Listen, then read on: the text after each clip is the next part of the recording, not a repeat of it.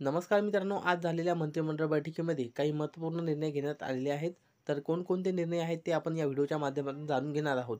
त्यापैकीच महत्त्वाचा असणारा एक म्हणजे रेशन कार्ड धारकांसाठीचा निर्णय, म्हणजेच आता पुन्हा ₹100 आनंदाचा शिधा मिळणार आहे.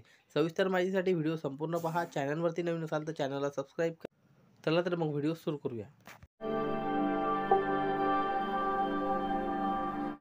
अनेक निर्णयांपैकी एक महत्त्वाचा असणारा रेशन कार्ड संदर्भातला हा निर्णय, मंत्रिमंडळ निर्णय. श्रीराम प्राणप्रतिष्ठा व शिवजयंतीनिमित्त आनंदाचा शिधा वितरित करण्यात येणार आहे. तर राज्यात 22 जानेवारी ते 29 फेब्रुवारी 2024 या काळामध्ये ₹100 आनंदाचा शिधा वितरित करण्यात येणार आहे. अशा पद्धतीचा जे काही मंत्रिमंडळ बैठकीमध्ये निर्णय घेण्यात आलेला आहे.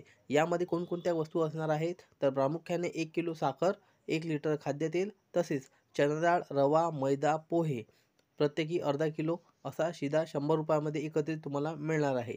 तर कोणाकोणाला मिळणार आहे, तर शेतकरी, आत्महत्याग्रस्त 14 जिल्हे, तसेच राज्यातील अंत्योदय अन्न योजना, प्राधान्य कुटुंब, शिधापत्रिका धारकांना याचा लाभ मिळणार आहे. सुमारे 1.68 कोटी कुटुंबांना मिळणार लाभ. यासाठी शासनाने ₹549.86 कोटी यासाठी मंजुरी दिलेली आहे. तर अशा पद्धतीने मित्रांनो, हे रेशन कार्ड धारकांसाठीचा असणारा महत्त्वाचा निर्णय आहे. या अगोदरसुद्धा आनंदाचा शिधा मिळाला होता. या निर्णयासोबतच इतरही काही महत्त्वाचे निर्णय आज झालेल्या मंत्रिमंडळ बैठकीमध्ये घेण्यात आलेले आहेत. तर त्यापैकीच असणारा एक म्हणजे राज्यात नागरी भागात आता बालविकास केंद्र.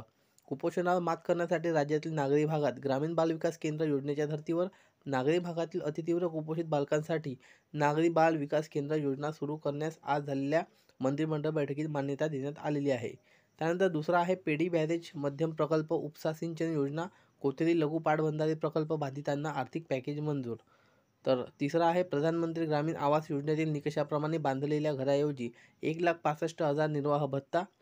यामध्ये बाधित स्थलांतरित कुटुंबाला दरमहा 1 वर्षासाठी आणि अनुसूचित जाती आणि अनुसूचित जमातीच्या कुटुंबांना अतिरिक्त यामध्ये ₹3,000 आणि ₹50,000 अनुक्रमे राहणार आहे. त्यानंतर वाहतूक भत्ता, प्रत्येक बाधित स्थलांतरित कुटुंबांना वाहतूक खर्च ₹50,000. त्यानंतर पशुधन असणाऱ्या किंवा छोट्या दुकानदारांना द्यावयाची आर्थिक मदत. यामध्ये गोठा किंवा छोटे दुकान असणाऱ्या कुटुंबांना एक वेळची आर्थिक मदत ₹25,000. कारागीर, छोटे व्यापारी यांना एक वेळचे अनुदान 50,000. पुनर्स्थापना भत्ता आहे. घर बदलल्यानंतर एक वेळच्या पुनर्स्थापना भत्ता 50,000 ही दर्शवण्यात आलेली रक्कम. तसेच नागरी सुविधांवर अपेक्षित एकूण खर्च व त्यावर 25% वाढीव रक्कम याप्रमाणे मंजुरी मिळालेली आहे. विरार येथील जिल्हा दिव्यांग पुनर्वसन केंद्रातील कर्मचाऱ्यांना भविष्य निर्वाह निधी योजना लागू. सत्यशोधक मराठी चित्रपटात राज्य वस्तू व सेवा करातून सूट.